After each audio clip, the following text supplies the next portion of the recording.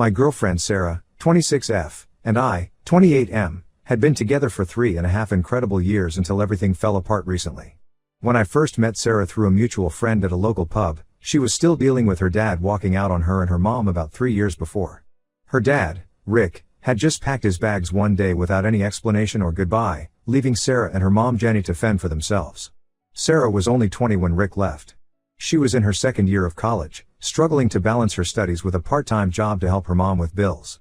Rick hadn't left them any money or means of support. Jenny had to pick up extra shifts at the hospital where she worked as a nurse to keep them afloat. Sarah had to give up her dream of studying abroad because they couldn't afford it anymore. When I met Sarah, she was working as a junior marketing executive at a local firm. Despite everything she had been through, she was one of the most positive and hardworking people I had ever met. We hit it off immediately, bonding over our love for indie music and hiking. Within 6 months of dating, I knew she was the one I wanted to spend my life with. The early days of our relationship weren't easy. Sarah had severe trust issues from her dad's abandonment. She would sometimes get paranoid if I didn't respond to her texts quickly enough or if I had to cancel plans last minute. But I understood where it was coming from. I made sure to always be transparent with her, letting her know my whereabouts and never making promises I couldn't keep. Over time, Sarah started healing. She stopped checking her phone constantly when I was out with friends. She became more confident in our relationship and started making plans for our future. We had even started looking at houses together, planning to move in by the end of this year. Then about 3 months ago, Rick suddenly got back in touch. He started by sending Sarah a friend request on Facebook, followed by a long message about how much he missed her. Sarah was ecstatic. She showed me the message, tears in her eyes, saying maybe her dad had finally changed. I was skeptical but didn't want to rain on her parade. However, things started getting weird when Rick made it clear he had no intention of meeting or getting to know me. Whenever Sarah would mention me in their conversations, he would either change the subject or make some excuse to end the chat. Sarah tried to brush it off, saying he just needed time to adjust. Rick lives in Millbrook, the next town over from us, barely an hour's drive away. Last week, Sarah mentioned she had found some old family photos while cleaning out her mom's attic. There were pictures of Rick holding Sarah as a baby, family vacations, and Sarah's high school graduation, the last event Rick attended before leaving them. Sarah wanted to drop these photos off at Rick's place after our weekend shopping trip. I agreed to go with her, even though I knew Rick wouldn't want to see me. When we got there, Sarah's car suddenly broke down. The engine made a weird noise and just wouldn't start. It was getting late, and we were stranded right outside Rick's house. Sarah called Rick, explaining our situation and asking if he could give us a ride back home. I'll never forget what happened next. Rick told Sarah he would give her a lift but made it very clear he wouldn't take me. Sarah seemed embarrassed but didn't stand up for me. I told Sarah we should just get a taxi together since I wasn't going to hang around being ignored by someone who abandoned his family and was now pretending to care. Sarah got defensive and said I was being too harsh on her dad. She said people deserve second chances and that I should understand how important this was for her. To my shock, Sarah said she was going to take the ride with Rick anyway. I asked her if she was serious about choosing to go with him over me. When she confirmed she was, I got a taxi by myself. The entire ride home, I couldn't believe what had just happened. Later that evening when I saw Sarah at home, I told her I needed to reconsider our relationship.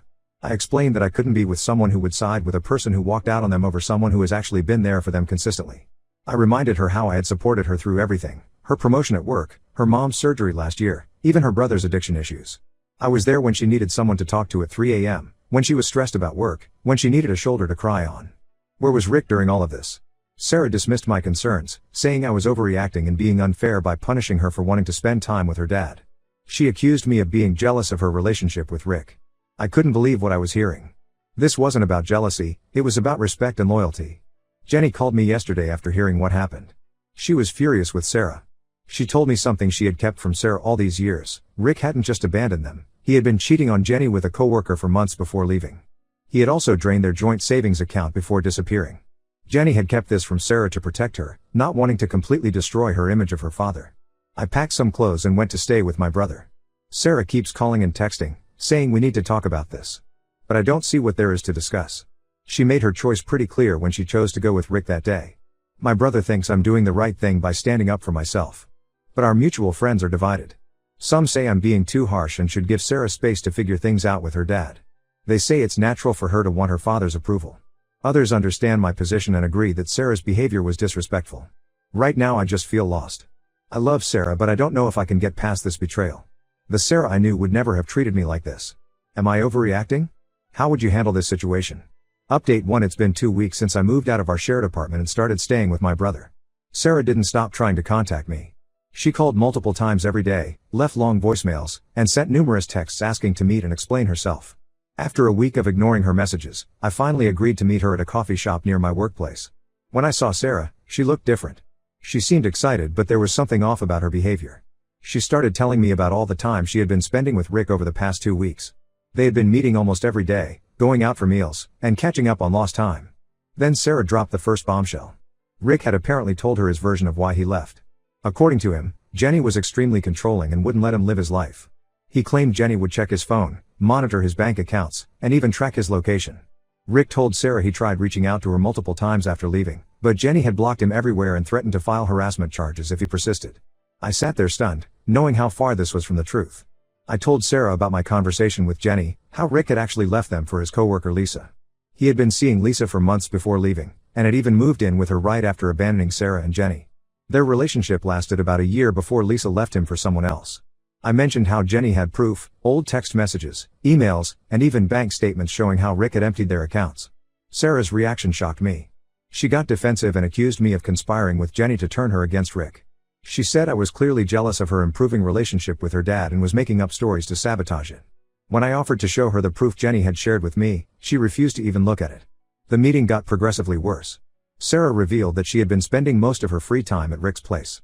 He had convinced her that her current job was beneath her potential and had promised to help her start her own business, something she had always dreamed about. Rick said he had connections in the restaurant industry and could help her open her own cafe. I reminded her how Rick had never followed through on any of his promises before. He hadn't paid a dime towards her college education, forcing Jenny to work double shifts to support Sarah.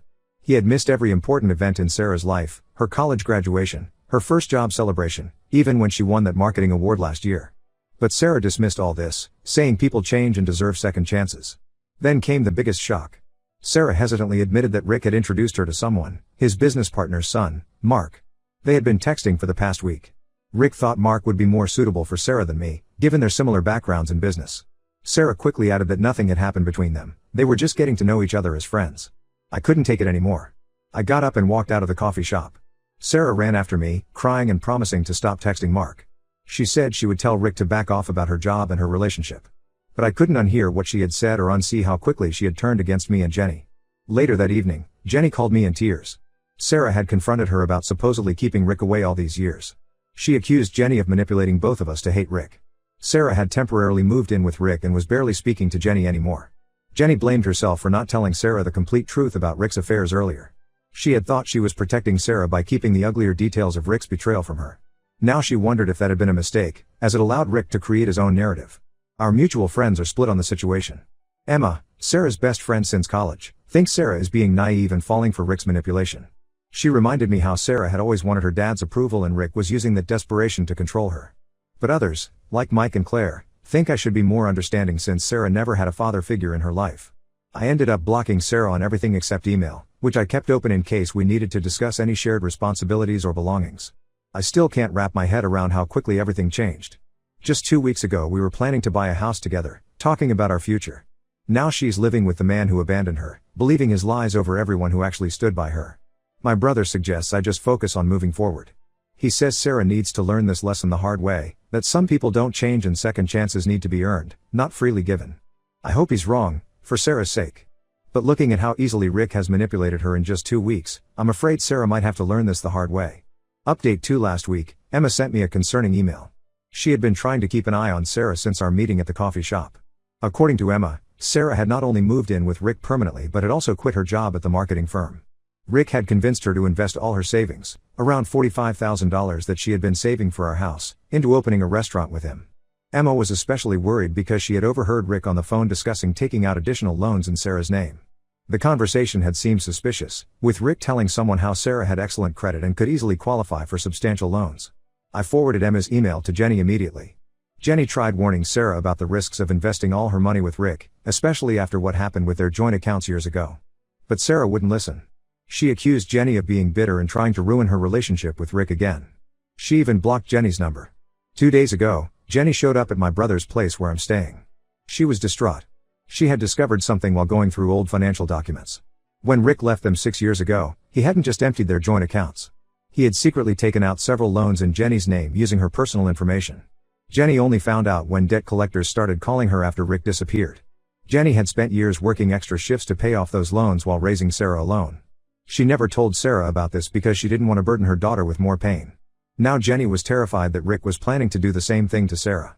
Jenny had tried reaching out to Sarah's workplace, hoping to talk some sense into her during lunch break. That's when she discovered Sarah had already resigned. Her former colleagues told Jenny that Rick had been showing up at the office regularly over the past few weeks, insisting that Sarah quit because he had better opportunities lined up for her. The restaurant venture that Rick was proposing seemed increasingly suspicious. Emma did some research on the property Rick claimed he was buying for the restaurant. The address turned out to be an empty lot that wasn't even listed for sale. When Emma tried to look up the real estate agent Rick mentioned, no such person existed in the area. I decided to investigate further and contacted Rick's supposed business partner, the father of the guy Sarah had been texting. To my shock, this man had no idea who Rick was. He wasn't anyone's business partner and his son Mark wasn't even in the country. He had been working in Australia for the past 2 years. The guy Sarah had been texting was actually Rick's friend pretending to be someone else. Rick had set up this elaborate scheme to make Sarah question her relationship with me while also gaining control over her finances. When Emma tried sharing these discoveries with Sarah, she got the same treatment as Jenny and me. Sarah accused her of being jealous of her success and blocked her. Emma says Sarah has changed dramatically over the past month. She's cut off contact with most of her old friends and spends all her time either with Rick or his sketchy friends. I'm incredibly worried about Sarah but feel powerless to help. She's an adult making her own choices, even if those choices seem obviously destructive to everyone else. Jenny has consulted a lawyer about preventing Rick from taking out loans in Sarah's name, but legally there isn't much they can do since Sarah is willingly participating in everything. Sometimes I feel guilty, wondering if I should have handled things differently after the car incident. Maybe if I had been more understanding or patient, Sarah wouldn't have fallen so completely under Rick's influence. But then I remember how quickly she turned against me and Jenny, believing Rick's obvious lies without any proof or questioning. Our mutual friends are still divided on the situation. Some suggest I try talking to Sarah one last time before Rick potentially ruins her life. Others think Sarah needs to learn this lesson the hard way. After everything that's happened, I don't think she would listen to me anyway. She's made it very clear who she chooses to believe. I just hope Sarah realizes the truth about Rick before it's too late. Jenny says she'll keep trying to reach out to Sarah, but even she seems to be losing hope. It's painful watching someone you care about heading toward disaster while refusing any help or warnings. Update 3: Last night, I ran into Emma at the Blue Bar, our old regular hangout spot. She filled me in on everything that had happened with Sarah and Rick. Just as everyone had feared, Rick's restaurant business turned out to be an elaborate scam. He had taken Sarah's entire savings of $45,000 and disappeared again, leaving her with a mountain of debt. The property he claimed to be buying never existed.